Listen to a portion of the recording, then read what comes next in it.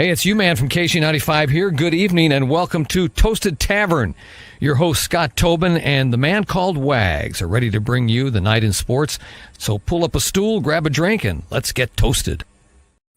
Good evening and welcome into the latest edition of the Toasted Tavern. I'm Michael Wagenknecht alongside Scott Tobin for you. It's another busy week in the world of sports, specifically baseball. We have so much to talk about. A lot of it is circled around the St. Louis Cardinals, including the trade deadline. We've got a mystery guest that you've already probably known about coming on here in a little bit to talk about the Cardinals. But before we get into all of that, Scott, my friend, how are you doing? It was a long, hot week at the ballpark. You look like you're doing okay, despite the way the last couple of games have gone. Yeah, it was a long, hot 4 days. I will tell you that much.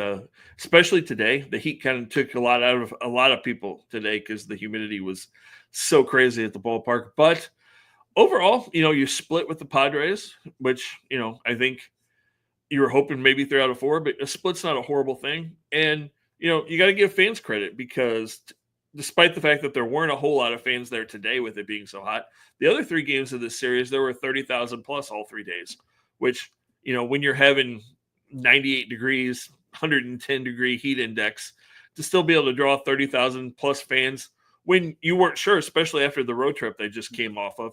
You got to give Cardinal fans some credit for that because they did come out and support the team, and they were loud this weekend as well. Well, that's really, really good to hear. I mean, it was a 1-5 road trip to come out of the All-Star break, so you're not entirely sure what to expect. You got former Cardinal manager Mike Shildt coming in with the Padres, a team that you're chasing in the wild card. And, the first 2 games were really, really good. The Cardinals won both of those. But you talk about the weather. It wasn't just the weather that was hot. It was the emotions on the field as well. We saw multiple hit by pitches. Wilson Contreras was very adamant about getting hit a couple of times in this series, and it kind of boiled over the last couple of nights. And it was definitely hot on the field. Yeah, and you had amplified the emotions on the field to have the benches and bullpens empty 2 nights in a row is kind of a rarity, especially at Busch Stadium. You don't see that happen too often. But, teams were fired up, and it'll be interesting to see if that carries over when we go to San Diego next week. Yeah, it's going to be interesting to see. We still got one more series against Miami coming up starting tomorrow, and we're going to just jump into it because our mystery guest is on the line right now. We're going to bring him in here. 25 years at KMOX and a huge, huge fan of the show, apparently, because he's been on so many times. Mr. Tom Ackerman is joining us right now from looks like his home, which is really cool to see. He's joining us after a long day at KMOX in the ballpark. But Tom, thank you so much for joining us again. It's a pleasure to see you. It's been a little while, but we're glad to have you back. Guys, it has been a while. I don't have as much stuff as you, though. I mean, I need more. This is all I have. See that behind me? You know what that is? That's Game 7, 2011, right there. That's a pretty good display. I'll be perfectly honest. Yep, that's pretty cool. I got a few things upstairs, but you got a nice background. Yeah, I am down in the basement, and it's good to be with you. Well, we were just talking about kind of the heat that was on the field this past weekend against San Diego. I mean, being there yourself, what kind of emotions did you see from both teams? And we know John Jay got ejected last night in that scuffle with Manny Machado, but this late into the season with a team that's kind of scuffling a little bit, it's probably pretty encouraging to see that emotion at this point. Mm-hmm. Yeah, I thought that I was there today. Yesterday, I was part of the city broadcast, so I was kind of sneaking peeks at the game on my phone, but I wasn't there. And then on Friday, I actually watched it with family, and I'm like, hey, Audrey, my youngest daughter, I'm like, come in here. And I rewound it to where the bench is cleared.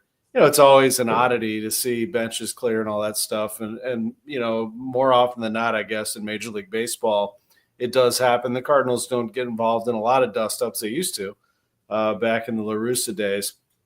I don't know. I don't know what to make of that. I mean, why those 2 teams? Sometimes it carries over from game to game.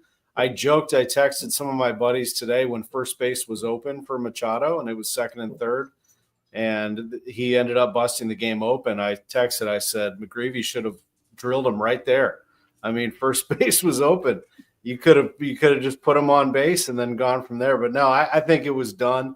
I heard Mike Claiborne's interview this morning. before the game with Ollie, and he said, "Hey, guys got hit. Thankfully, nobody got hurt. Let's move on." So it sounded to me like nothing was going to carry over to today.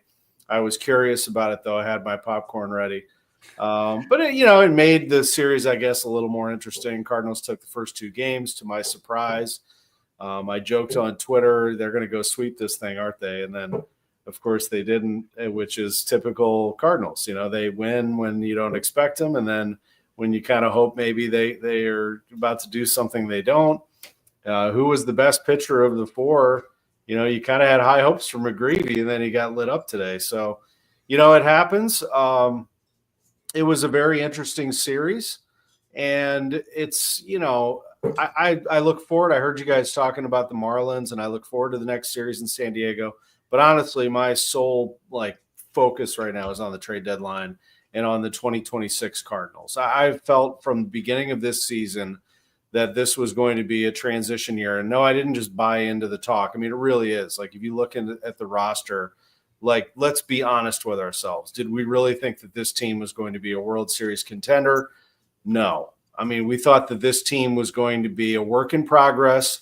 And hey, if they catch fire and they go crazy, then awesome. I mean, ride the wave, see if they can make it all the way into October and do some damage. But really, this was about seeing what you have.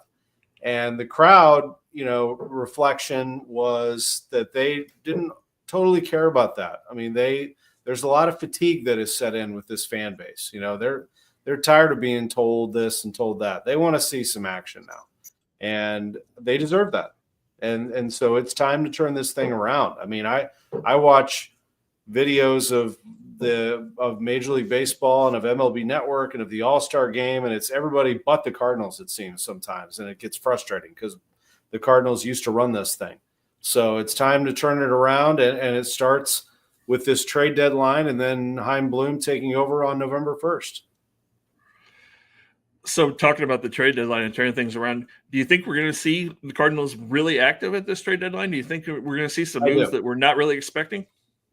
That's hard to say. The deadline sometimes can change things. When things are on the line and the deadline approaches, sometimes teams make moves that you don't expect. We've seen this happen. That there's a lot of things that are kept under wraps.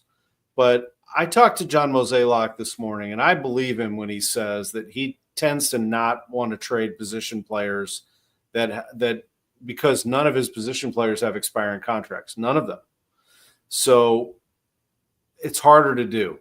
That doesn't mean he's not listening. I mean, I would listen to any phone call that I got. And of course, there was the report, I think from The Athletic was the first report that the Dodgers had some interest in Brendan Donovan. Well, yeah, I mean, I'd have interest in Brendan Donovan too. I mean, everybody should.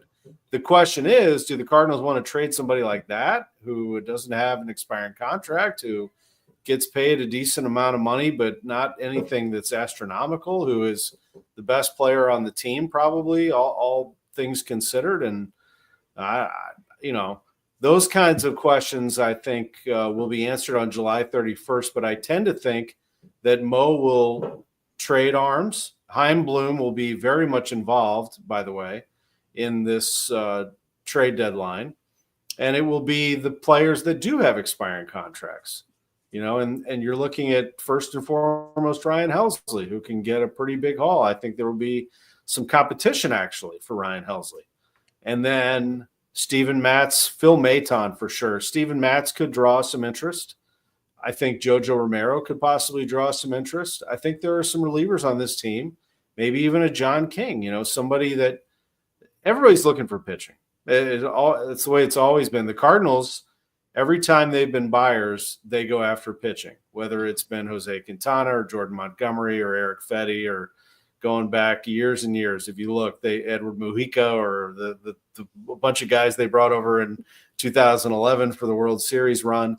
This has been about grabbing pitching at the deadline. So everyone's going to try to do it. And I think that the Cardinals will probably take advantage of that. I'd be surprised if they dealt anything else. Although I will say, and a listener brought this up and thought it was interesting that when I brought it up 2 separate times to Mo this morning about position players and about a listener question, Does JJ Weatherholt's rapid ascension kind of force your hand here and maybe allow you to trade a lefty bat?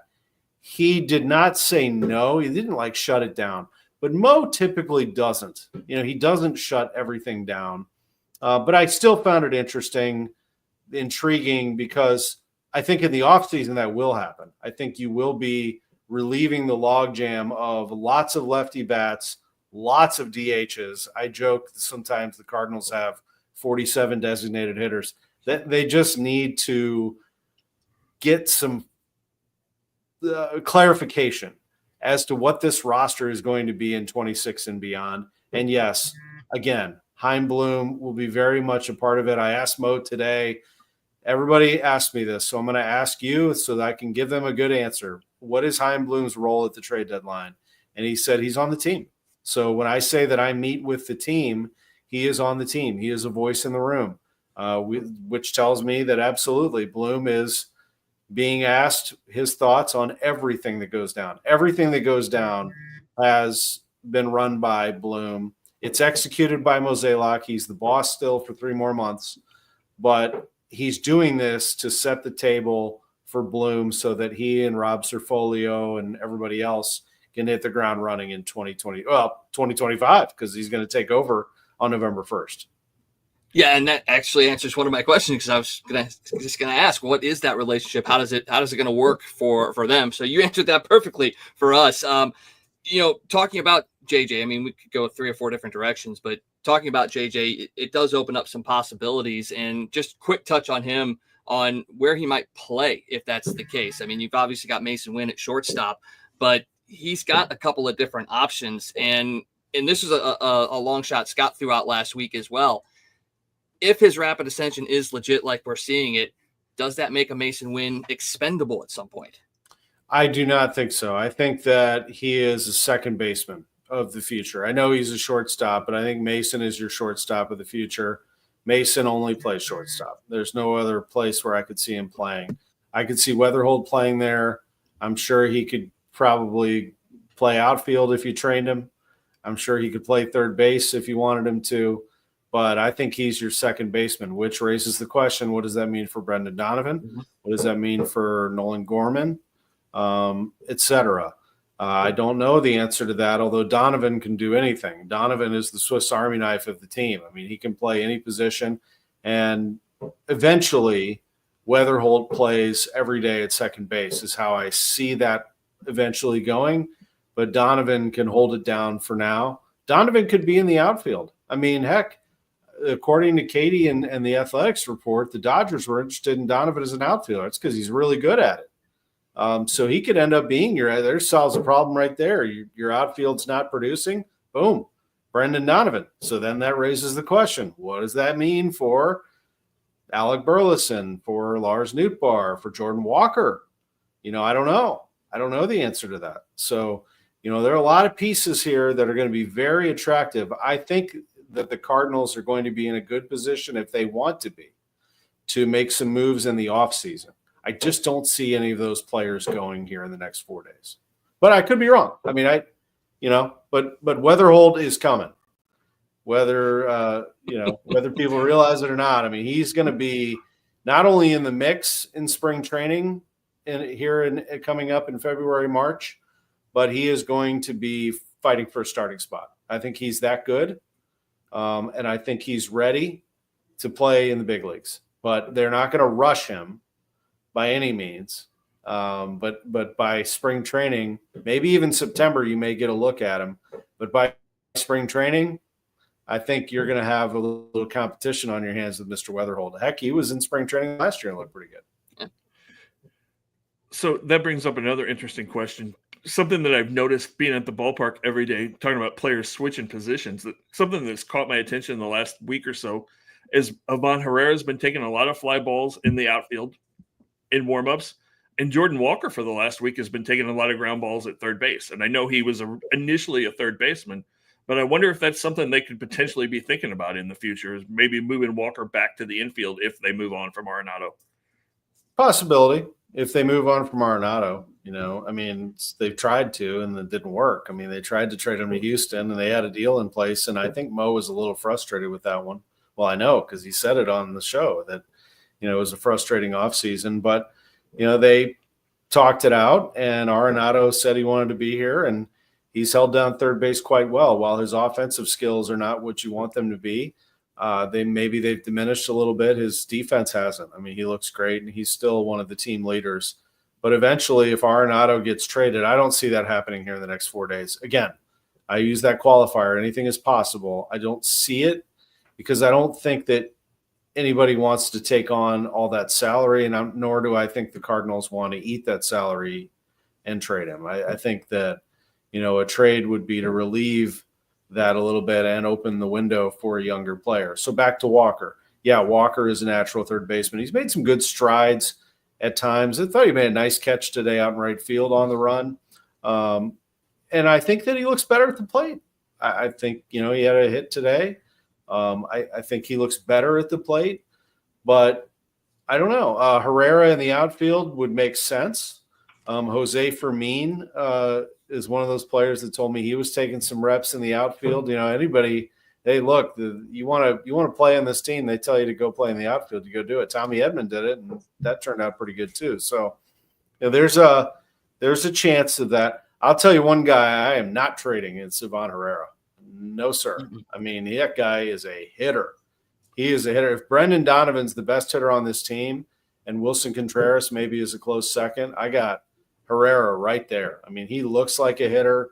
He is, when healthy, a very, very disciplined hitter, and it's happened in a very short amount of time.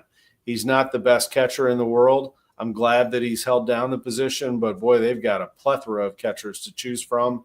So they are able to play him at DH and then use him in the outfield. I guess if they wanted to get some reps there, they could do that.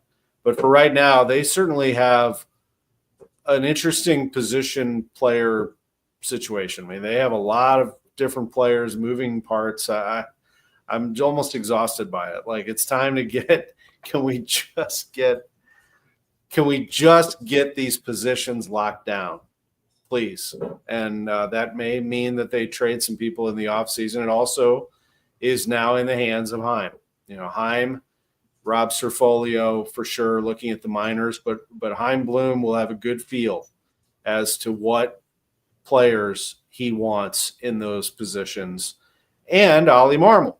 Let's not forget that Ollie has a big say as to what goes on. He's the man on the field, and his staff. They're the ones who work closest with those players. So hopefully a collaborative effort between the two, but between everybody. Well, we've seen it already. I mean, we had the outfield log jam. Now we're going to have a catcher log jam. We've got now potential infield log jam. So yeah, it all makes sense that it's all going to come to a head at some point. And now that you have the transition of power, essentially, hopefully those answers will be finalized and you kind of see what you got going forward. But, speaking of Ollie, there was a lot of, not anger, but just more disappointment in him last year, especially considering the way that this team is played. But I feel like this year he almost seems freer as a manager, and it's actually kind of looked like he is improved in the managing side of things this year. Not to say that he was poor manager, but it just seems like you're seeing more of his influence on this team. Is that something that you've seen in your conversations with him, that he's kind of has a little bit more leeway and his field a little bit looser this year? I think he's more comfortable in his own skin, and I think that he has a thicker skin, and I think he's taking criticism well. I think he's communicating better. I think he's just, like any of us who get a little more knowledgeable and experienced in our jobs, he's getting better at it. He's gotten really good on a personal note, at the show that we do with him. I think that was partly his idea, which was, I thought, a pretty cool step. He wanted to talk to fans. He wanted to talk to us. He wanted to be asked tough questions. He wanted to be criticized. I think that's a great step. Managers take heat, and he's just accepted it. It's going to happen. Tony La Russa was very good with that, with him. Took him under his wing and said, hey, I got roasted. I mean, he got criticized up and down until he won a championship in 2006. Then he got criticized again. Then he won another one in 2011 and said, see you later. So, it happens to the best of the best. And so Ollie has realized that that is part of the job. He won the division in 2022, and I think that he should take that to heart. A story that I've told before, and you may have heard before, the reason that Albert Pujols stayed around was Ollie Marmol. Ollie went to Albert, who in May, down in Atlanta, they were playing the Braves. He went into Ollie's office, Albert did, and said, "I'm done. When we get home, I'm going to retire." And Ollie's like, "Oh, no, you're not. No. You can't stop now." And he talked Albert into staying.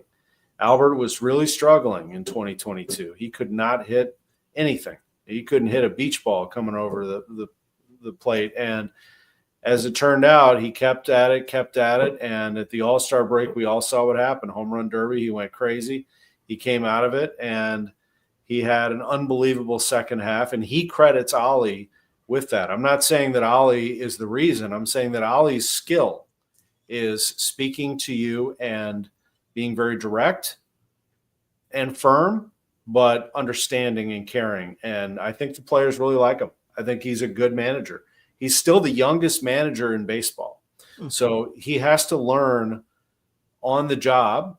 And let's not forget also that he was placed into that managerial position unbeknownst to him. He did not know that was coming. Nobody did. Mike Schilt didn't know. Mike Schilt thought he was getting a contract extension. He got fired after a winning season, a playoff season in 2021, and they promoted Ollie Marmol, who I'm certain had to have a talk with his family first. He didn't say, "Yeah, I'm in." I mean, you basically, you that's a big deal. I mean, you become the manager, and then you're the guy who replaced the guy who got fired in a clunky miscommunication with the fans and the media firing that was, Schilt didn't get to have a press conference. He got a phone call from Mo. It was just the whole thing. So Ollie has taken that heat over the few years. And now that we've gotten to know him a little bit, we can see that he's a competitor. He's fiery. He stands up for his players. He's smart. He knows the game. He will make mistakes, just like any young coach or manager will. But he is starting to come into his own here a little bit. And you know what? He doesn't have an all-star roster. I've said it a couple of times already. They just don't have stars on this team. They have good players, but they don't have a rotation. I mean, Sonny Gray is the star of the rotation, and then it's Michaelis and Fetty. Fetty's gone, as you saw. He was traded to the Braves today after being DFA'd. Two guys that were throwing the ball over the middle of the plate. Matthew Liberatore, who never started a full season. Andre Palante never started a full season. Michael McGreevy, who Ollie was begging to come up, wasn't up. And that's the rotation he had to work with. So, he's doing the best he can, I think, and the coaching staff that he has around him. I respect a guy who can adapt to the next coaching staff as well. I think that he has, I don't think that he took that as a criticism. He just understood you got to have the right mix around you. So when they said, we're going to get rid of Turner Ward, we're going to get rid of this guy, they ended up putting him with Daniel Descalso, his former minor league teammate. They, of course, have, Brant Brown and all these new people around him that he quickly accepted and spoke very highly of. So is he going to be the manager in 2026? I do not know the answer to that question. That is for Chaim Bloom to answer, because Chaim will be his boss here in a few months. But so far, my gut tells me that things are pointing in the right direction for Ollie, unless Chaim has somebody in mind that he's more comfortable working with that can implement the style of baseball that he wants to put forth.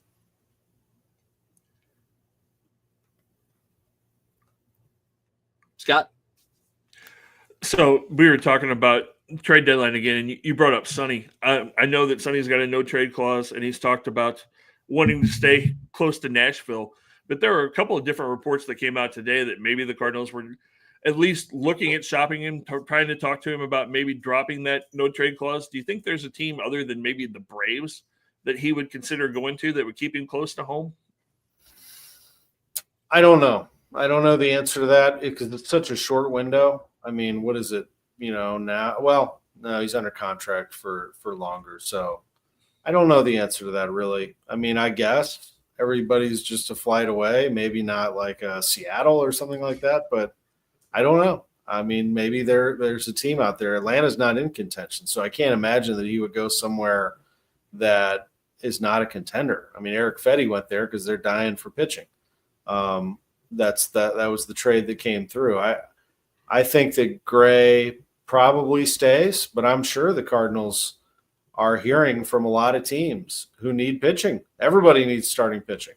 Everybody needs to fill a spot in their rotation. Most likely, there's an injury here, an injury there, where they could use Sonny Gray. You better believe it. You want to put him in a playoff rotation, that might be a great call. So it wouldn't shock me. It wouldn't shock me. For right now, though, I think at the moment that's not happening, but I don't know. Arenado has a no trade. Michaelis has a no trade. Contreras is going to stick around. I'd be surprised if he was gone. I think more likely you're talking about that group that I told you before: Helsley, Matz, Maton, Romero, maybe King. It's possible some others, but maybe Sonny Gray. I tell you this, I assure you they're getting calls. I can promise you they're getting calls. You don't just let him pitch the rest of the year and not at least make an attempt if you're a team out there. Again, the deadline creates very interesting scenarios, and you just never know what a team is going to say. They may be willing to part with a prospect you didn't think they were willing to part with. Yeah, we've seen it countless times. A guy that you didn't expect to get dealt, and then all of a sudden the team swoops in and they trade who for them. Yeah, that makes a lot of sense. And maybe you get another team involved too. Like, well, we don't have the prospect, but these guys do. So we do a little three-way swap. Yeah, you don't see those as much, but yeah, those are a lot of fun when you get multiple teams and multiple players. Right. I mean, Cardinals, the Cardinals, White Sox, Dodgers last year, something like that. It's not gonna be no 7-team NBA trade or anything like that. No. But well, you bring up Helsley again, and definitely probably the most likely guy to get dealt. The real question becomes: are the Cardinals willing to hold out for the best deal, because they've got that option to offer him a qualifying offer and get a draft pick if they don't trade them? Is that kind of the feel that you get? Is they have an idea of what they want for him, and if you don't meet that, they're perfectly content hanging on to him, offering that qualifying offer. And if he re-signs, great, he's available next year. You could trade him next year as well if you're in the same position, or you get a draft pick if he signs somewhere else. Yeah, it's hard to say. What do the Cardinals want? Do they want prospects? Do they want draft picks? Do they want young, controllable pitchers who can move in very quickly? That's a possibility. Who's in the rotation next year? I mean, it's a question mark. I love Quinn Matthews. I think that he's on the move, but other than that, who's going to jump into that rotation out of the group that we just saw? McGreevy, Quinn Matthews. Can Liberatore do it? I love Libby, but I need to see more. Can Palante do it? Maybe, but we haven't seen a full season. I don't know. But a young, controllable contract, somebody that can jump in and be exciting. I'm not saying Gray. I'm just saying for anybody. What do the Cardinals want in terms of trade? Are they going to trade a strength for a strength? There's a chance of that too. I don't think that this is simply Cardinals getting rid of players to gain prospects. They may be wanting to dive in to 26, hit the ground running, and take a shot at this thing. So talking about the rotation going into next year, do you think there's a chance that we see Quinn Matthews in August or September this year, just to get a taste of what he looks like and get his feet wet going into spring training next year? I think there's a chance. Yeah. He had a down year this year. At times just didn't look like the dominant pitcher, but again, he moved from AA to AAA. It's a significant jump. It takes time.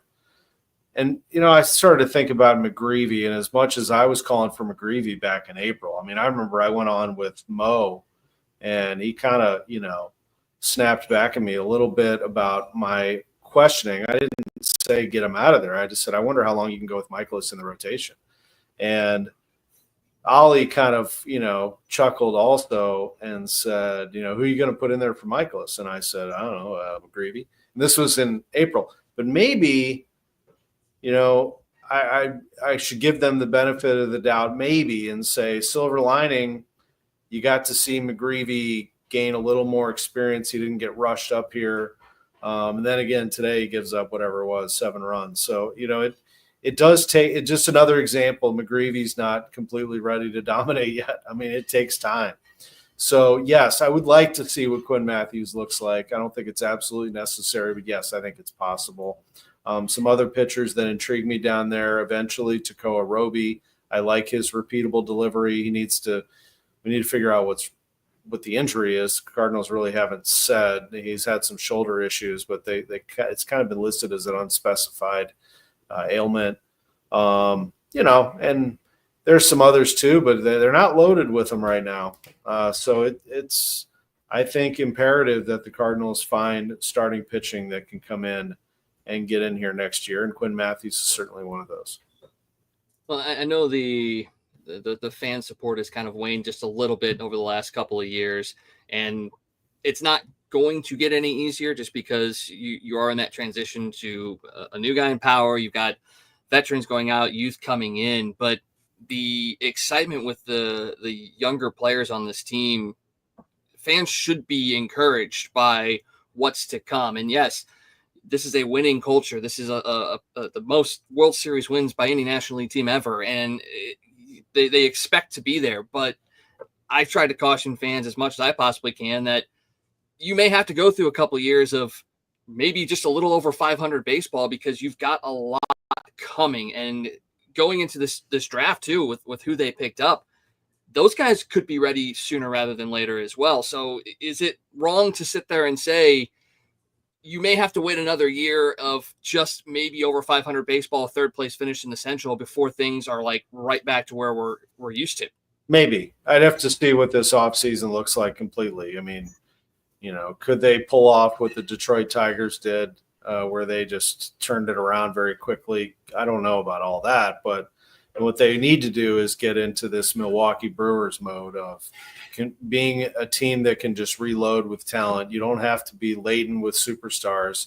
It helps to have some, but you can have depth is really, really important. So I think fans are tired of hearing that they need to be patient. I mean, you could go back a decade and say, if you're a fan, and say, what have I been given here? I mean, 2015, the Cardinals won 100 games. 2014, they went to the NLCS. 2015, the whole history, but I'll run through it real quick. 2015, 100 games, Cubs beat them in the division series. That was the start. Then in 2016, Cubs win the World Series. That's not good. That fans don't like that at all. 16, 17, 18, they don't make the playoffs. They barely miss it. But here again, this is what we're talking about. Cardinals are sort of like good enough to be in the mix in September, and they don't make it. 2019, same thing, but they go on that great run. They win the division. In Mike Schilt's first full year, they beat the Braves in the division series, get swept by the Nationals, who overwhelm them with better pitching. COVID hits. They take their, one and dones. And then 22, they've got a nice looking team that Ollie wins in his first year, and they show up in the playoffs ice cold. They don't hit. And it just, fans are like, what more do I need to sit through? Like, how could you say that I'm a spoiled fan when the Cardinals haven't been to the World Series in 12 years? And that's how Cardinals fans think. They've been, heck, there's a World Series trophy sitting in the parking lot at Ballpark Village. There's a giant one. There are 11, championship flags waving in right field. The Cardinals are built on championships. They're used to it. The fans want it. That's the standard that's been set. So, I totally get the impatience and I get the fatigue, but I do think that the change in leadership will be very welcome. John Mozeliak is going to be criticized, and that's fine. If you looked at his body of work, you could say he's had a fine career. People will scoff at that because they want new blood. They want to see new leadership. They want Hein Bloom. People are going to like Bloom. I mean, Bloom is a student of the game and of its history.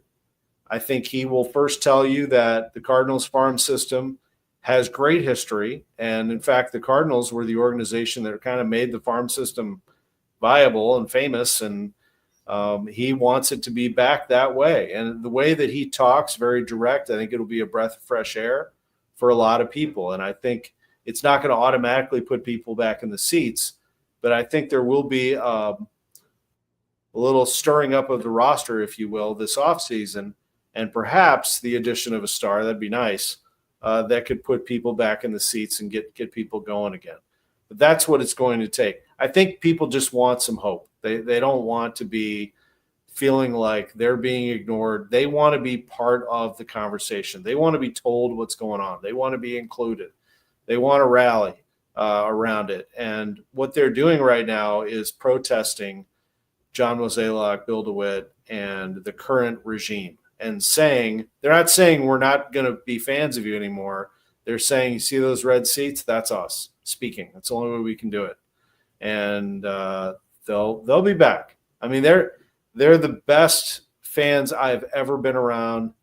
I think in any sport. I mean, maybe like they remind me of, I went to Indiana University basketball fans, where they haven't won a championship a lot longer, 1987, but they know the game. They're very knowledgeable, and almost to a level where it sometimes works against everybody because there's so much pressure and so much. Every coach, every person involved in the basketball program is under a microscope, and that's how it is with the Cardinals. It takes the right people to be in place to make this thing work. And you know what? This current regime ran its course. They did a great job for a period of time. But around that time that I was telling you, that's when things started to slide. The minor league system, they didn't pour the resources into it. They thought it would stay, that it would hold, that it would never break. And what happened was other teams passed it. They put money into it, and they beat the Cardinals at their own game. They proved that the strength of the organization starts in the minor leagues and works its way up. And that is exactly what has happened. The last time that the Cardinals drafted, developed, and held on to a superstar player, if we really think about this long and hard, it was in 2000 in the fourth round. It was Yadier Molina. I mean, that they held on to, superstar. I mean, Albert was before that. He was the year before that. I still count him, even though he went to the Angels. He's obviously a Cardinal superstar, but it's been a while. It's been a while that they've developed one of their own superstars, and so they need to get back to that. They need to get the machine going again, and I think that Bloom has a track record. This isn't just some guy they picked out of thin air. I mean, he led the Tampa Bay Rays farm system to be the envy of baseball, and I think in some respects it still is. How in the world can they be 30th in payroll and still be a contender every year and have players just come up and deliver? And then he did what the Red Sox asked him to do. He gets criticized in Boston, but Boston's kind of wacky sometimes. And, the fans want everything. They want the big names, and they want the farm system. Well, he gave them the farm system. I think he's in a good place here. I really do. I think this is a good situation for him. Hopefully it's a good situation for the Cardinals fans. Well, and you talked about the Cardinals needing to have that superstar come up through the farm system and really hold on to him and have him really emerge and be the star. You kind of worry a little bit about J.J. Weatherholt then coming up here, because there's going to be so much pressure on him. We saw what's happened to Jordan Walker the last couple of years. He was kind of supposed to be the savior, the next big star that came in, especially after Albert and Yadi retire in his rookie year. He was kind of supposed to be the thing that fans were drawn to. So you hope that doesn't put too much pressure on Weatherholt coming into next year. The only difference is J.J. Weatherholt is more experienced player. He played at West Virginia. He has played at a very high level in college ball. and I think he's a more polished, refined player than Jordan Walker was at this stage. Walker was plucked out of high school in Georgia. He had a chance to go to Duke University. He decided not to. He went into the minor league system. He's still a baby. He's still very young. We kind of treat him like he's, in his mid to late 20s, but he's not. He's very young. So is Mason Wynn. These are, prep players that made their way up through the system together. And one of them, both of them still have a lot to learn, actually. I mean, Mason's not where he needs to be. He wants to be, I'm sure, a top of the order or number 2 hitter all the time. Well, you got to get on base. You got to swipe bags. You got to do a lot of those things rather than just play your position well. And Jordan is learning. I think that Weatherholt, just my eye, and from what I hear, is a more polished player than Jordan. And so I think that his confidence, just the way that he talks about hitting, is above the way Jordan Walker talks about hitting. I'm not saying that Walker won't be a good hitter. I mean, Walker has just ferocious power. I mean, he has that big frame, and if they can get his pitch recognition, timing, stance, all of that stuff down, he's going to hit some bombs, and he's going to hit balls into the gaps, and he's going to be a really good big league hitter. On top of that, he's a great guy. I mean, he's very smart. He's got a great positive attitude, and I think Weatherholt does too. I think that, yes, Walker probably was moved up a little quick, but I think that Weatherholt is just ahead of him in terms of experience, and I think that Weatherholt's ready to roll. I do. My gut tells me that this is a great pick. The Cardinals, when's the last time, not in my lifetime that I can remember, have they had the 7 and then the 5? Holy smokes. How about this guy, Liam Doyle? I mean, you tell me that doesn't have Chaim Bloom's fingerprints all over it. I mean, that guy is a flamethrower. He's a trash talker. He's different than these pitchers that have come up through the Cardinal system. And I think he's another one that's going to be accelerating very quickly. University of Tennessee baseball. It ain't the pros, but it's pretty damn close. I mean, they have great facilities. They have top-notch coaching and instruction, and he's played in the spotlight. I mean, every game in the SEC is heavily attended and talked about. So pretty exciting for him and for the Cardinals there. And it's pretty exciting that you could potentially have a rotation that features 3 lefties, and that's not something you see every day. 3 left-handers in the rotation. I may take Doyle and get him on the fast track to replace Helsley eventually. I mean, I think that kid's a closer.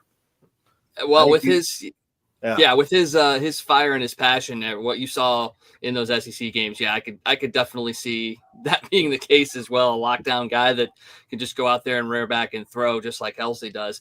Kind of speaking along those lines with the youth and all that, and especially with this change again with Bloom coming in, analytics was the darling for a good stretch here in the late 2010s, early 2020s. It kind of feels like maybe that has regressed just a little bit with kind of your interactions with Bloom. Where do you see his mindset as far as how much analytics plays into building a team going forward?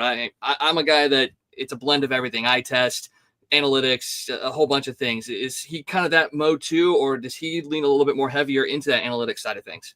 I think he is both, and I think that the players are actually both. I think that these players today, these young guys that come up, they're used to the technology. I think that they grow up with it. I think that they hear about it, and they want pitching labs, they want hitting labs, they want the best technology available. They want to know about spin rate. That's what some of these guys are starting to grow up with. So I think that the young guys actually embrace it, and I think it has been introduced into the culture of baseball. I mean, look at the scoreboard at Busch Stadium now. I mean, it used to be hits, runs, errors.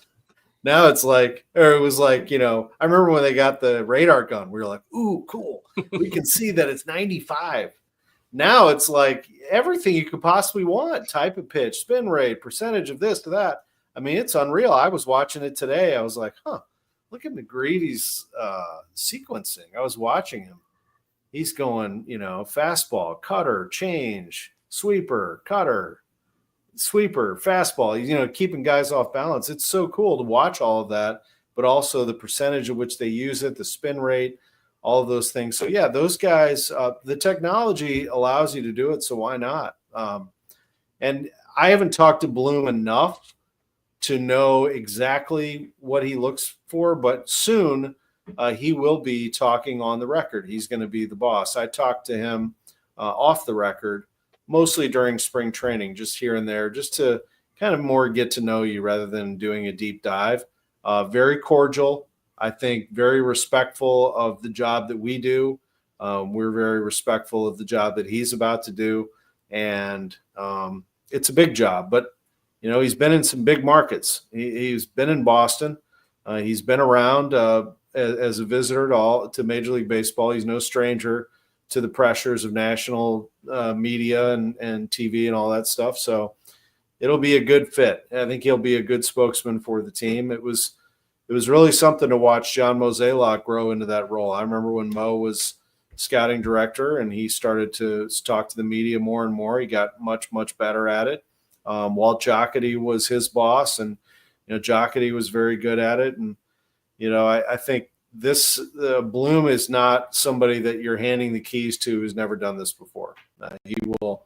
The one thing he will learn, though, is that St. Louis is a different baseball market even than Boston. Boston is Boston. St. Louis is a smaller, medium-sized market, but very heavy baseball focus. And he'll learn that pretty quickly if he hasn't already. Bloom's actually been with the team for a while now. I mean, he was first brought in 23, I do believe, kind of late in the 23 season was when they brought him in as an advisor to the organization. They started talking about it. It was Mo actually that first did it. Mo went to Bill DeWitt Jr., the chairman, and said, now that Bloom is out of the job in Boston, I think we should look at him and let him just sort of observe and advise us. And Bill said, that's pretty amazing that you said that, because I was thinking the same thing. So they got together with Heim. They made him that advisor role. At the start of spring training in 24, I remember speaking to Heim, and he was sort of like getting to know what St. Louis's market was all about. And he was taking a look at St. Louis and where he was going to possibly live part of the time. And his family was elsewhere. And then he was kind of going back and forth, I guess. And so now, the announcements made at the end of 24, everything was official. Succession plan in place. And so my point is, Heim isn't just walking into this thing. He has been with the Cardinals. This will basically be year 3. Really. I mean, he was with them all through 24, all through 25, as it turns out. So it'll be a nice transition. And yes, he will have, I think by that time, he will have done what he needed to do in the minor league system. Rob Cerfolio, Larry Day will take it from here and all of their staff. But Heim, I would estimate, has spent, probably 90% of his time down in the minor leagues, I would think. Making sure that everything is in place. And now it's time to run the show up here. So you said November 1st is when he's going to take over? Because I saw a couple of conflicting reports in the last couple of days that were talking about him having a bigger role starting in August, or Mo kind of giving him more power in August. Have you heard anything? I'm sure that's the case. No, I'm sure that is the case. But Mo told me on KMOX that he would be done October 31st. So I will take him at his word. That's him. That's his, contract, I guess. That's just Mo laying it out there officially. But yes, I'm sure that he's going to gradually, he's not going to run it until October 30th and then just hand it over. I'm sure it's going to be a nice little transition. There's a lot that goes on too behind the scenes. You got a lot of people. Mo said this on the air. I'm not telling you anything that isn't on the record. He said on my show that at one point, I have a lot of people that want to know if they're going to have a job next year. So, his role also as the boss of a lot of people, is to have those individual meetings, to have work with Heim, a structure as to what everything is going to look like. It's a big operation. I mean, everything that falls under baseball falls under John Mozeliak. That includes travel. That includes all expenses. That includes all of the minor league system, all of the major leagues. There are a lot of people that work for the St. Louis Cardinals. And so Mo is necessary. I know, you hear this a lot, like, I should just get rid of Mo now. Like, just give it to Heim now. Like, well, no, you can't do that because Heim specifically was brought in to get the minor league system roots planted, the seed planted, I should say, and grow roots. That's what he's been doing while Mo has been running the show here and keeping the operation and making sure that everything is in place so that Heim can hit the ground running moving forward. And so Mo was necessary in that way. You didn't want to just give Heim, an office and have him do all that. You have to have some sort of knowledge as to how things need to be tidied up here as well. Well, it's crazy to think that not only are we seeing that sort of succession plan playing out with the Cardinals and the way that it's going, giving Bloom a chance to get the minor league set up and all that. You're seeing with the Blues too, with the transition from Doug Armstrong to Alex Steen. And it's a different kind of succession plan because it's more about Alex Steen learning how to be a GM. So you're getting two different dichotomies of succession plans in a venue, in a scenario where succession plans haven't always worked out because of the lame duck situation. So it's nice to see that both of those plans are working out well, even if in the Cardinals' sake, maybe the season isn't going the way that they want it to go. Yeah, and it gives me an idea. I'd like to have Doug Armstrong on and ask him about the transition that was made from Larry Plow to him. So that was 2008 to 2010. And in 2010, Army took over and actually made the trade for Yaroslav Halak. I think Halak was his first trade, if I'm not mistaken. So that was 2010, kind of right out of that. And the Army move turned out to be a pretty good one. He's the longest tenured GM, won a Stanley Cup, runs Canada's team. Pretty good move by the Blues. But yes, I'd like to ask Army, maybe, I don't know if he would go into that or not, but just sort of what that was like. One GM to another, Plow handing it off to Army and how that all worked. Might give us a little bit of insight as to what we can expect from Mo to Heim. So kind of jumping back to the baseball trade deadline just for a second and taking a broader view of the National League, which teams, after seeing pretty much everybody already this season, which teams do you think are the head and shoulders top of the National League? I know we've got 5 or 6 teams that are kind of fighting for that number 1 seed, but which team do you think is in the best spot at this team, and which team do you think needs to do the most at the trade deadline to kind of really help their cause going down the stretch? Well, the Dodgers need some bullpen help the way I see it. They always seem to supplement their pitching when they have injuries that go down, but they've had some problems this year closing games out. The Padres need an offensive boost, and I don't know why they struggled today. They were fine, but the Padres, if they really want to make the playoffs, have got to do better, and maybe they go out and make a splash. But man, their lineup seems to be loaded with stars, and they still can't get it going. I think that the Cubs look really good. I think the Cubs probably add one more piece, and they're in a very good position to do some damage. I think that the Brewers look great. They're an A-plus team right now, just rolling right along. Very strong rotation. Team tends to score and defend very well. I like the look of their team. The Padres' advantage is their bullpen, actually. Their rotation's been okay. They probably go 5-6 innings, and then their bullpen kind of locks it down. And then the East. So I mentioned the Central. I'm leaving the Reds out because I just don't know how good they really are. I like Francona. He's always been good. They brought him in for a reason, to win. So maybe they try to get aggressive here. And then in the West, I left the Giants out, but I'm not a total believer here. They've really not been good since they made that aggressive move for Devers. So I don't know what else they're going to try to do. That leaves the East, which is very intriguing. Phillies always seem to be aggressive.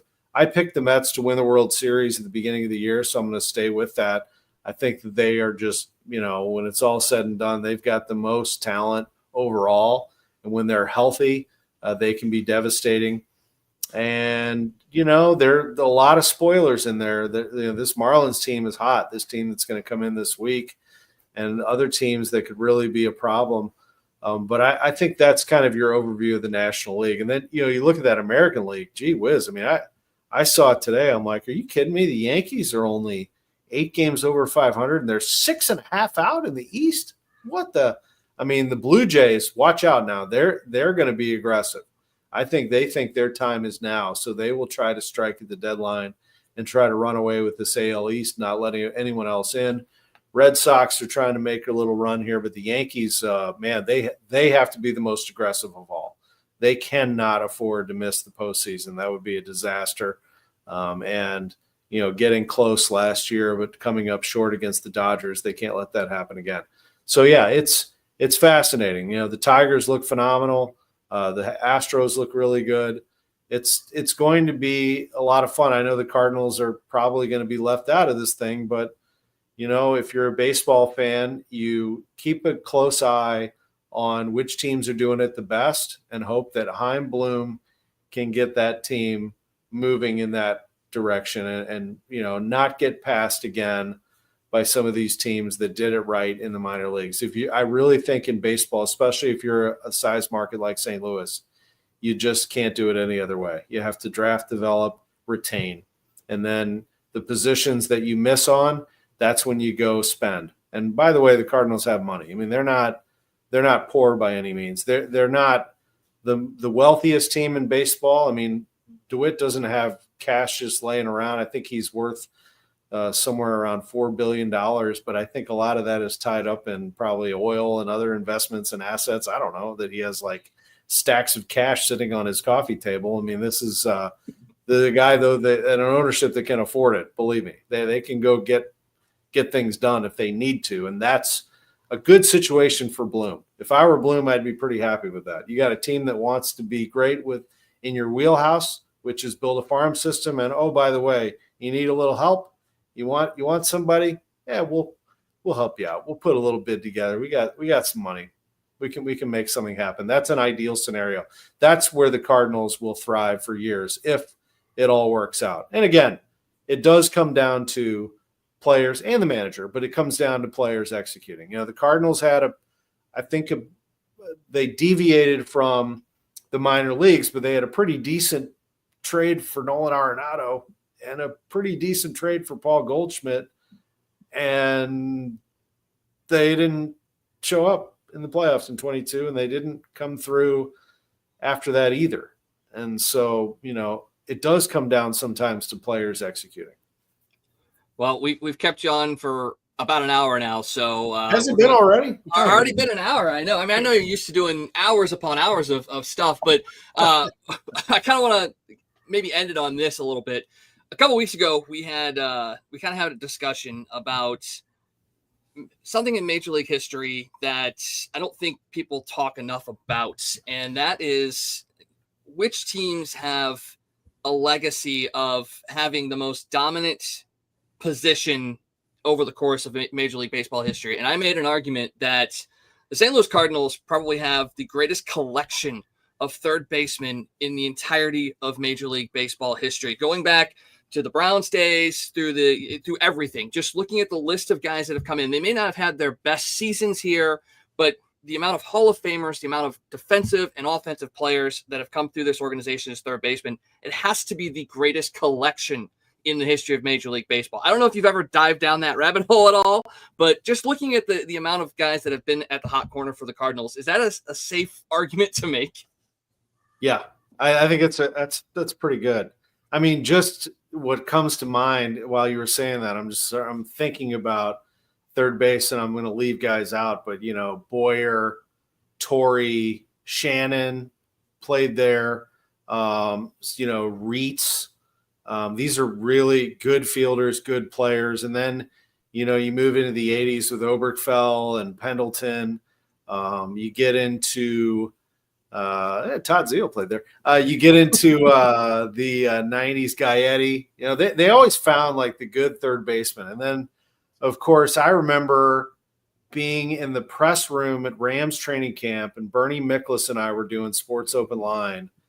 And we were about to have Bob Nightingale on, and I called Nightingale and I said, "Are you ready to come on?" He goes, "Yeah, I got a breaking story for you, but you got it. If you don't mind, please credit me. I'm going to write it, but if you want, we can just break it right now." And I'm like, "Great. What is it?" He said, "Cardinals just traded for Scott Rowland." I'm like, "Holy smokes!" So we broke the story with Bob. So Bob Nightingale has reported that Scott Rowland has been traded to the Cardinals. Everybody in the media room turns and looks at us, and we do the thing. And then I called La Russa, and he picked up, and I said, "Hey," I said, "this is kind of on the side." I said, did you just trade for La Russa or for Rowland?" And he said, "Yep." And I'm like, "Wow." And I said, "Can I go with that?" He said, "Yeah, sure." And I said, "So where are you going to put him in the lineup?" And he goes, "Third base." Oh, like, come on, man, give me something. And he said, "We'll probably bat him fifth." So I, and it was just such an exciting time. I mean, you got Scott Rowland. I mean, he's the best fielding third baseman in the game and one of the best. And then, of course, you just keep on going. I mean, we could go all day with this, but yeah, I mean, the third base position has been an incredible position for the club and right up to present day. I mean, there's one player on this Cardinals team right now who is going to be in Cooperstown, and that is Nolan Arenado. And I specifically sat in the seats today, just off third base. I found an open seat. There were a few to choose from. And so I could watch Nolan play, because I don't know how much longer I'm going to see him play. And I remember when he played for the Rockies, always wanting him to be on this team. And it's been a lot of fun to watch him. I mean, I know we just talked about him not coming through in some playoff moments, but he is just a phenomenal player, one of the best of his generation. So, yeah, I actually was thinking about that a little bit today. But I left out Troy Gloss. Yeah. I remember when he hit a grand slam at Fenway Park. I was there in 2009, I guess, 08. Those were fun times. I mean, to think about all these guys who have come through. And then, of course, we're leaving out the one, the only, the hometown boy, David Freese. I mean, you talk about a guy who did some great things. So, yeah, you're right. That's interesting. It's been a good position. I thought you were going to say shortstop, honestly. That's another argument you could make too. Yep. Because there have been some incredible shortstops, including the greatest of all time. But yeah, it's been fun to be. I know we're about to log off here, or at least I am, but I do want to leave people with that, what you just said. Just remember that things are going to get better. The St. Louis Cardinals are an organization that made us all baseball fans. They have an incredible history that sometimes does work against them, because they are expected to be great every year. And that's okay. We should hold them to that. They promote it. They talk about it. I talk about it as one of their broadcasters. I think they all want that, actually. I think they you don't want to manage, play, work in a city or an organization that doesn't care. Fans that are just, there's apathy or there's other things to do. I'm not going to mention the markets. There are markets in this country where the baseball teams are good, and it's probably on the 10th or 15th on the list of things to do in that town. So Cardinals, when they're good, number one, man, they run this town. And, we got to get back to that eventually. So know that is a good place to be, that when they are good and you play for them and you're there is no better place to be anywhere in sports, in my opinion. But when things aren't going well and you have the high expectations, it feels kind of empty inside. And that's where we feel right now. That's all right. They'll get back to it. That's because we love them. Well, I want to see if I can stump you here real quick, just to wrap up and put a bow on the third base situation. So in the National League, Cardinals and Phillies have the two most Gold Gloves at third base. Obviously, Rowland, Mike Schmidt, all of that. Do you know so the Phillies have 15, the Cardinals have 14 Gold Gloves at third base. Who's the guy in Philadelphia that has that one Gold Glove that makes the difference between the Cardinals and the Phillies? We answered the question a couple weeks ago, and I think I'm going to see if you know the answer to this one. Wow. It's fairly recent, is it not? It is. And there is a Cardinal connection too. Yeah, I know. There's a Cardinal connection. Is it I remember this. I know there is. Is it it's not? I mean, Sosa, Polanco. It's Polanco. Placido Polanco. Yeah. I don't know why Edmundo Sosa came into my head. It's Placido He's been Polanco. having a great year, though. He is. He's pretty good. Yeah. Yeah. No, I remember that. I remember that happening. It was fairly recent. Yep. Wow. That's pretty good. And just think, we talked about all the great Cardinal third basemen, and we didn't even mention the guy who hit 2 grand slams off the same pitcher in the same inning. Yeah, he was pretty good too. He was pretty good too. I'll tell you what, his boy's a player. I forgot because I haven't seen the Padres in person in a little while, or at least, hadn't been that close to the field for a Padres game in a little while. How tall Tatis is. Yep. He's listed as 6'3". He looks taller than that to me. He's a big boy. But yeah, Fernando Tatis, 2 grand slams at Dodger Stadium. One of Shannon's best calls ever. Yes, it was. He starts laughing in the middle of the call. I miss that guy. Oh, man. Oh, yeah. Third basemen, shortstops, broadcasters. I mean, St. Louis has been blessed by so much greatness that, you could point in any direction and find 5, 6, 7 names that just, make you proud to be a Cardinals fan and a St. Louisan. Yeah, we've had some good ones, haven't we? I mean, it's good to talk about it today too, when the Hall of Fame induction ceremonies are going on. We have a big footprint in Cooperstown.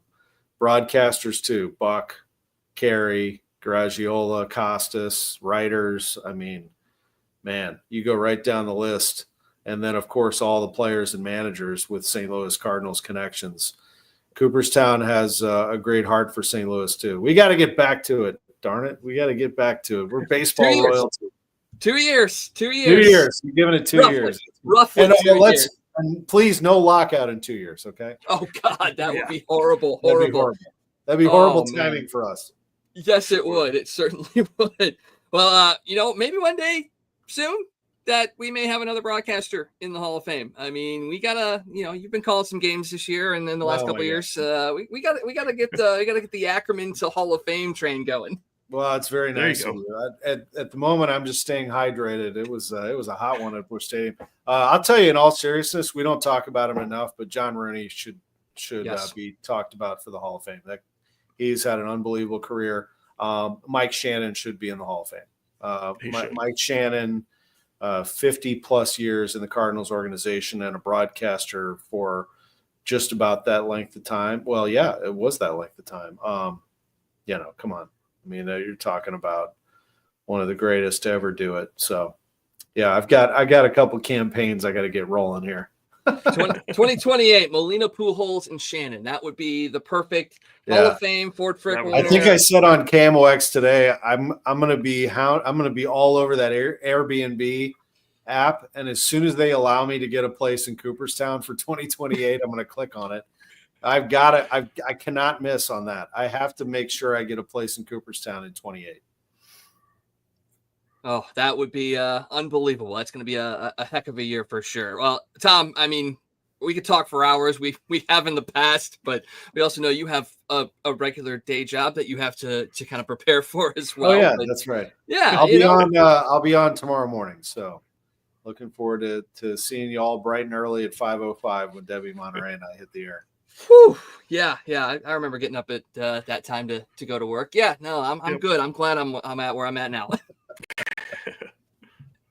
Well, thank you so much for joining us again. Always a pleasure.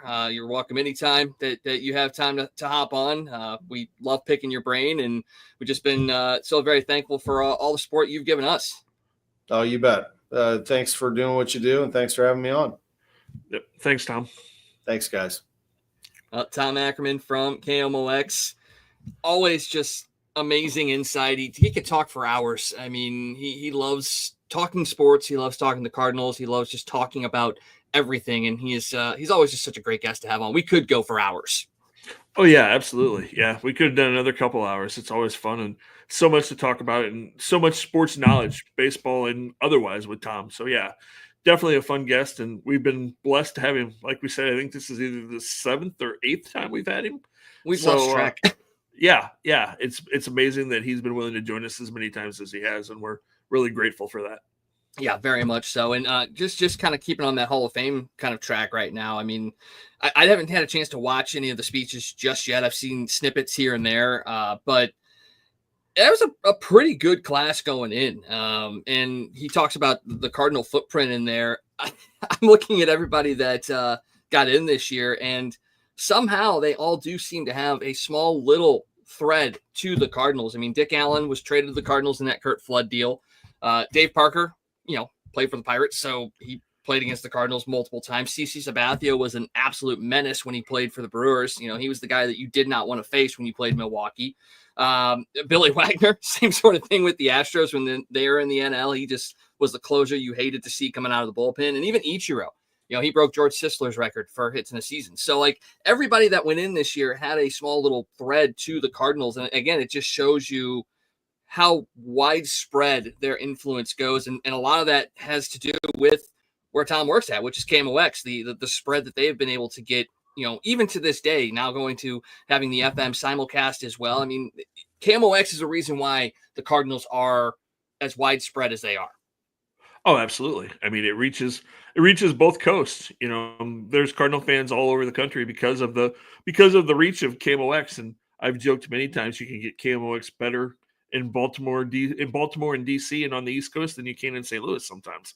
And that's very true. Sometimes I've driven from the East Coast back to St. Louis, and the closer I got to home, the less clear KMOX gets. It's just a weird thing. But going back to Dave Parker, you talked about his connection with the Pirates. People forget he was the hitting coach when Mark McGwire hit 70 in St. Louis. Spent 3 years as the Cardinal hitting coach. So yes, a good connection to St. Louis, and sad that Dave passed away about a month ago and was not here for his own induction.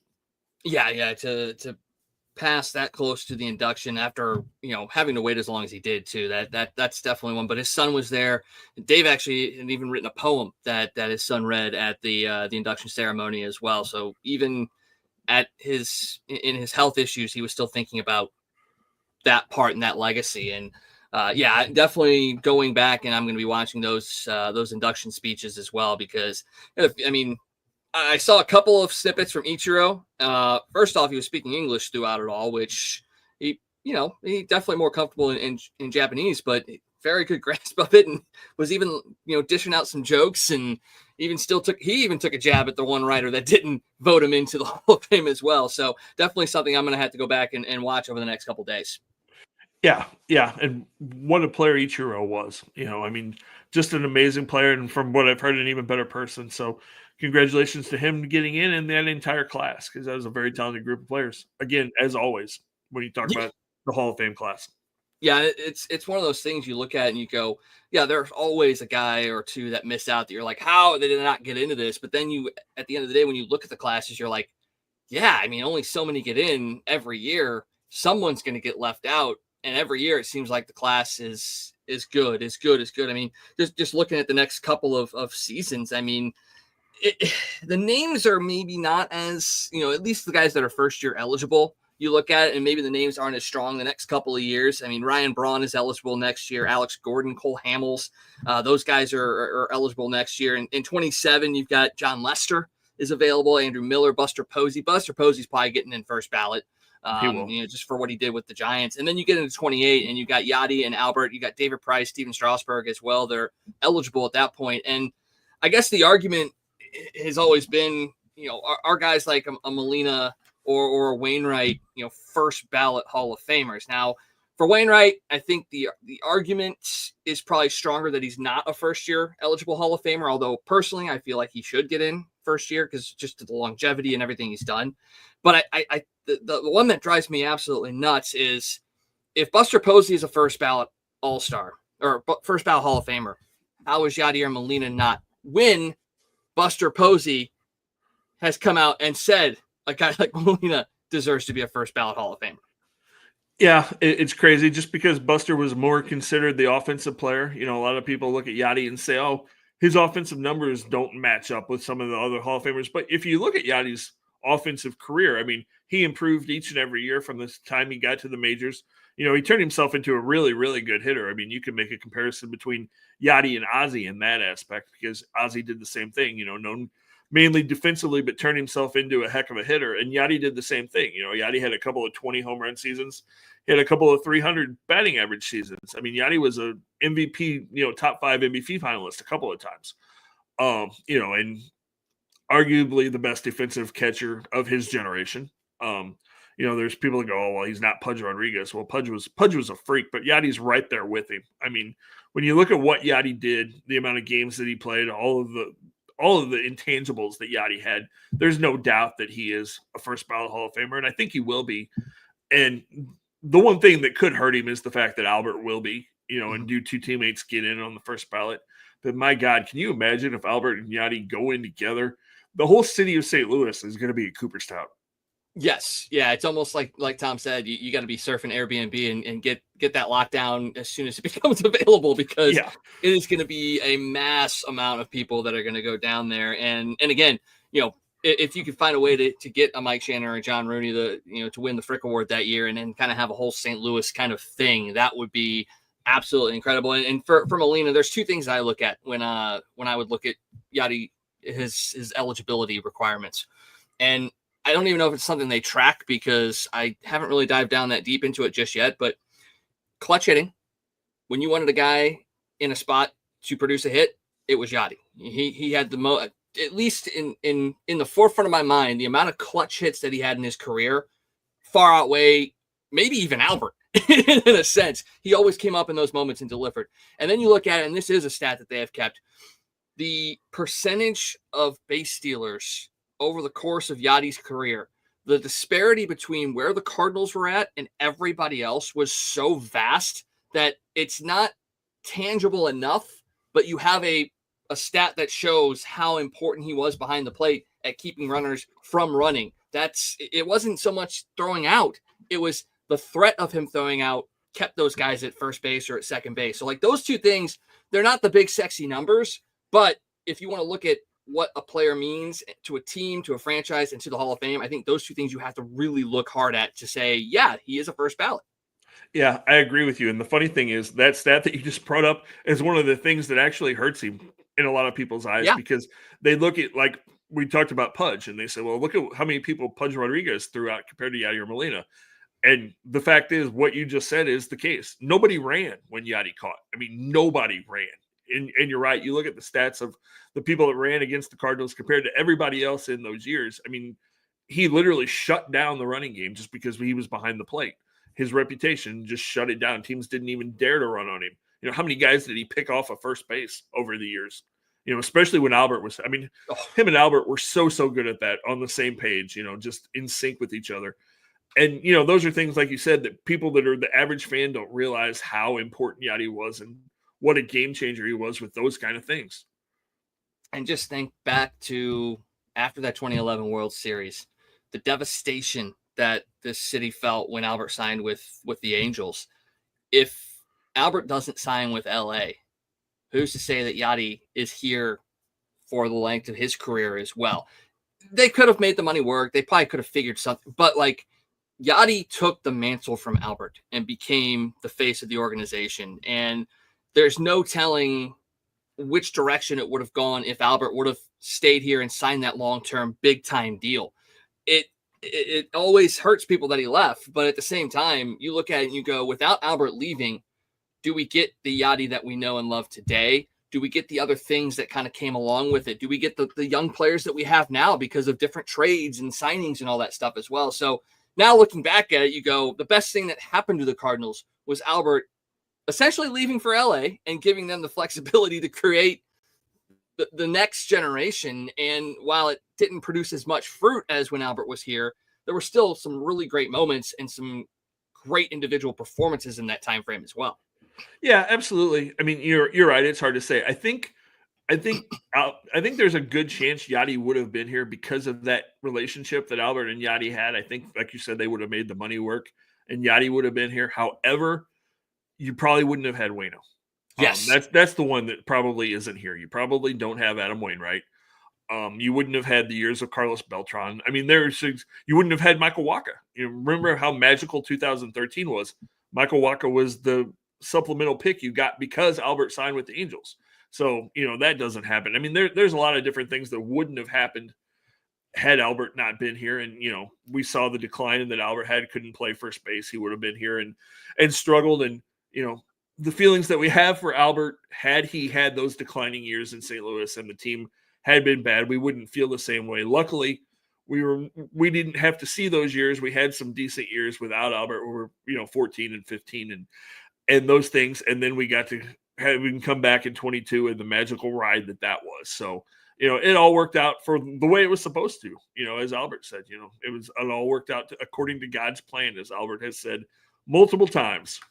That it has. And I think that's kind of where I want to end the whole trade deadline talk is you never know what move is going to put you on a course that could end up bearing fruit down the line. So whether a guy like Brendan Donovan gets traded for an absolute haul, because, if someone offers you the moon, you have to take it. If that happens, you got to think about what it is 4, 5, 6 years down the road.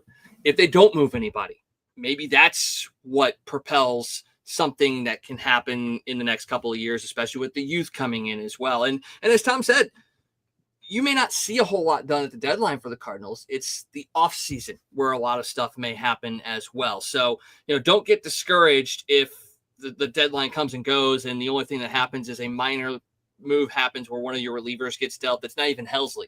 Let's say it's a John King that's the only guy that gets dealt. Don't fret, because you got the regime change and in the off season where things can happen as well. So it's a very exciting time. Maybe not so much for the Cardinals and their fan base, but it could be at the same time. So take it all with a grain of salt. And at the very least, if you're that disheartened with the Cardinals, maybe you go over and check out the Royals, because they're playing halfway decent baseball right now, and they actually might be buyers at the deadline as well.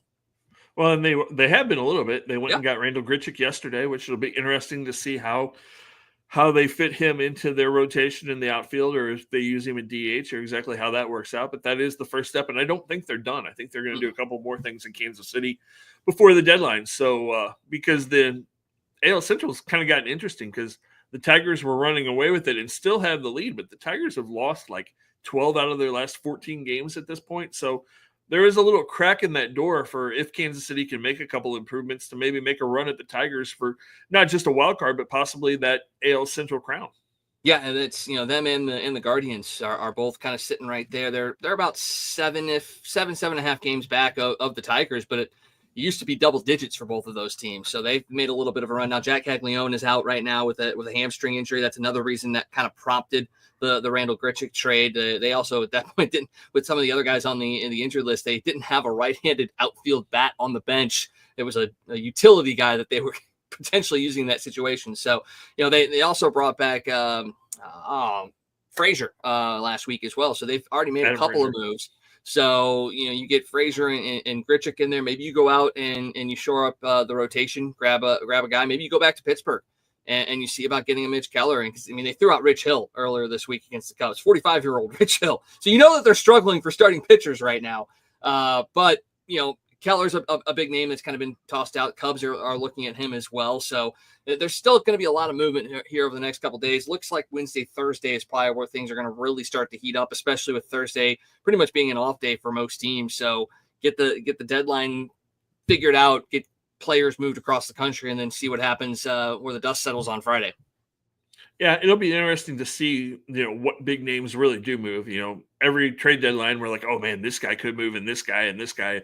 And usually it's kind of a letdown because some of the bigger names aren't moved, but we've already seen some big names move. We've already seen a lot of bats move, which is kind of surprising. I mean, the last few years it's been all pitching and very few bats have moved at the trade deadline. And this year we've already seen quite a few bats. I guess the big one that's still out there that everybody's kind of waiting to see where he drops is an Eugenio Suarez, where the Diamondbacks send him. Let's hope that he doesn't end up in Chicago, which the Cubs are looking for a third baseman. Let's hope that doesn't happen. There was definitely some smoke around that yesterday. Cubs being very active in that space. So, let's as Cardinals fans, let's see if Suarez can maybe go somewhere else. You know what? I'd even be fine if he went to the Dodgers, because then at least we know we only play them, a handful of times a year unless you make it into the playoffs. But he also crushed us, when we saw them. I don't need to see him anymore this year. We saw him enough last week. Yeah, get him to the AL. Send him to the AL. Yeah. We had to deal with him when he was in Cincinnati and he killed us. We thought it was a good thing that he went to the West. Let's not bring him back to the Central. You know what?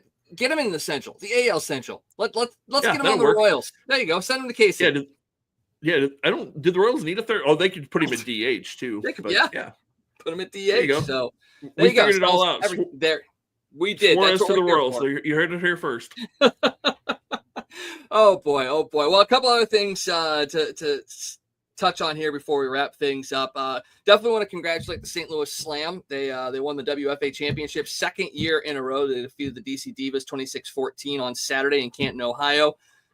They are featured prominently here on livestream STL.tv. They have all their regular season games shown here. And in fact, Mr. Livestream and Mrs. Livestream went up and actually got to sit in the suites and watch the game and get to experience all that. They got a couple of interviews with the winning players on their socials and their sites as well. So make sure you check that out. That's one of those programs that you don't know about, but you should, because they are a dominant franchise and it's not, powder puff football or anything out there. They're out there playing the game. Yeah, they really are. Yeah, if you haven't checked it out, you definitely should, because it is some good football.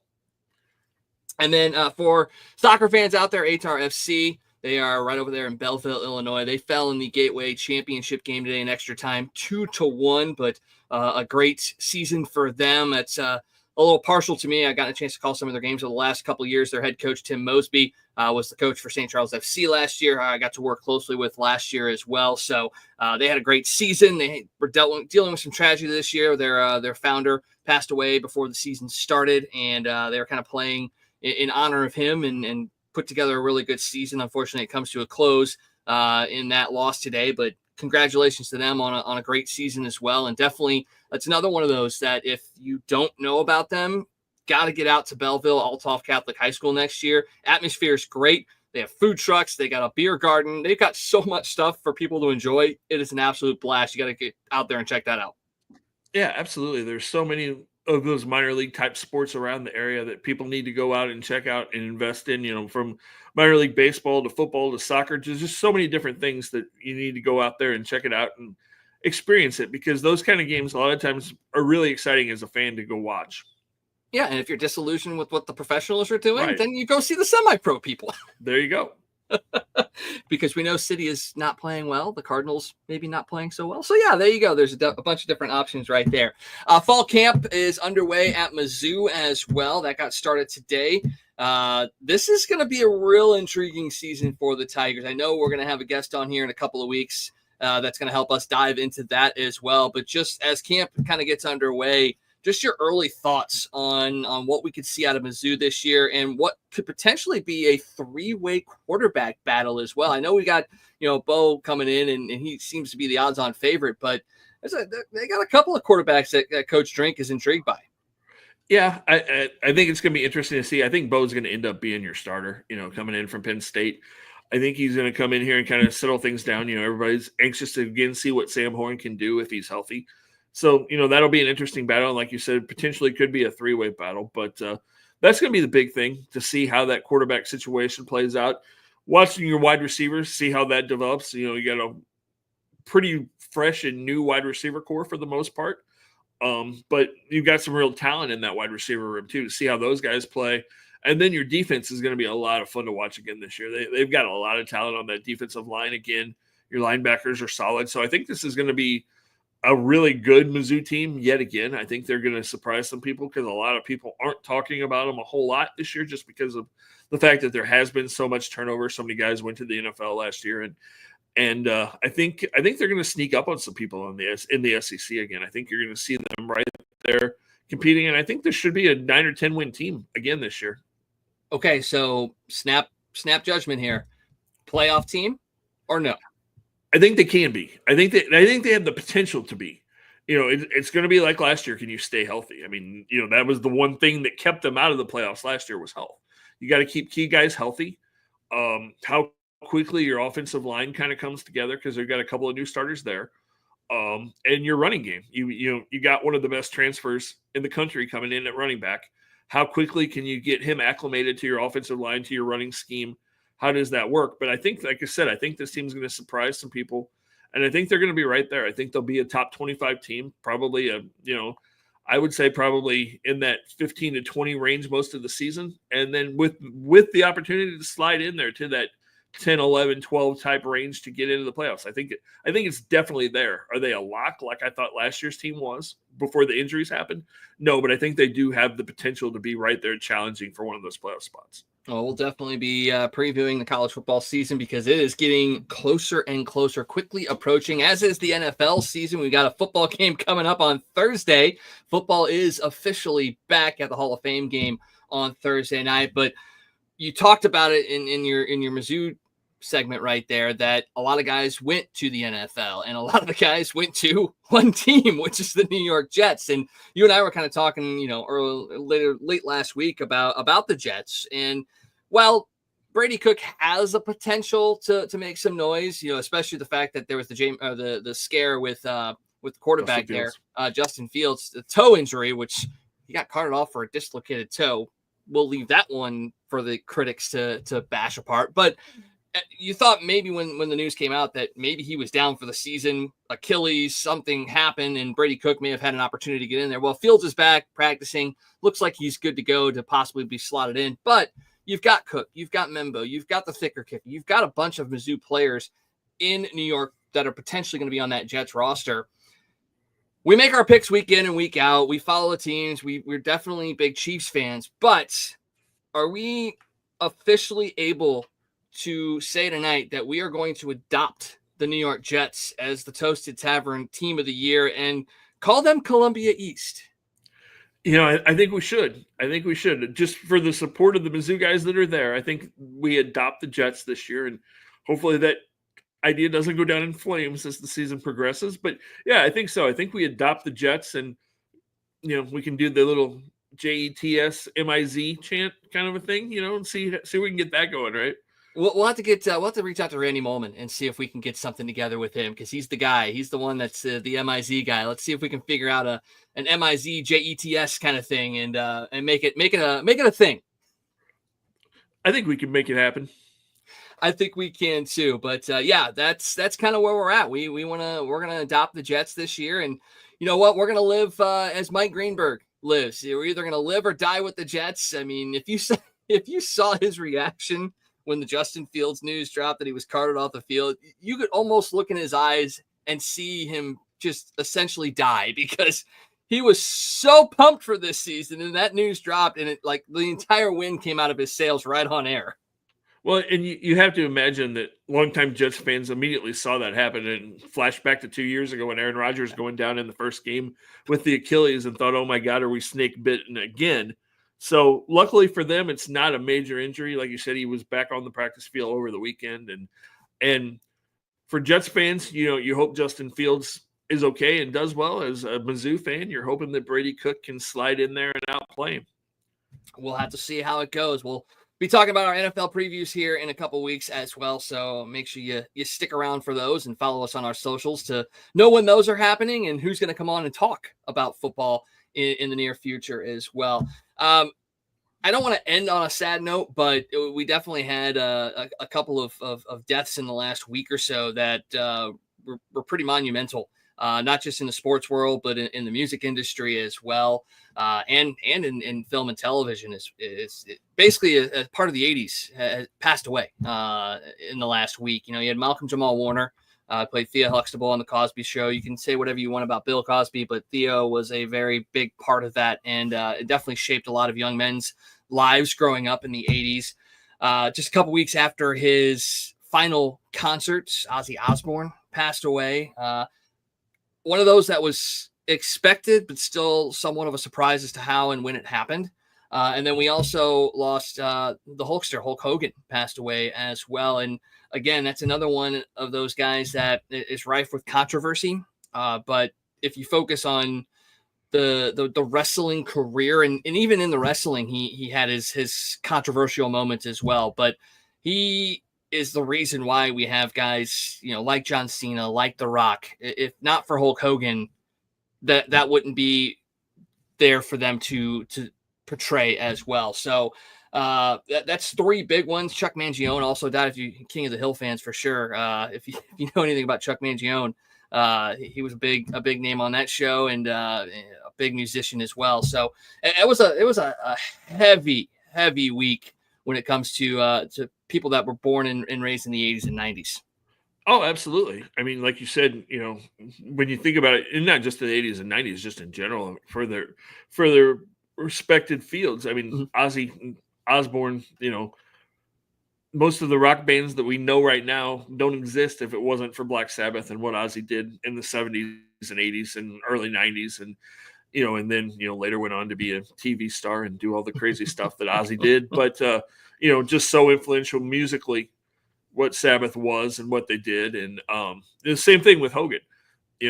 There is WWE isn't what it is right now. Professional wrestling isn't what it is right now if it wasn't for Hulk Hogan, because he was larger than life, and he brought millions of people in front of their televisions to watch Hulkamania for decades. And so those two guys were huge cultural influences for decades and really shaped their professions in major ways, and they're going to be severely missed, both of them.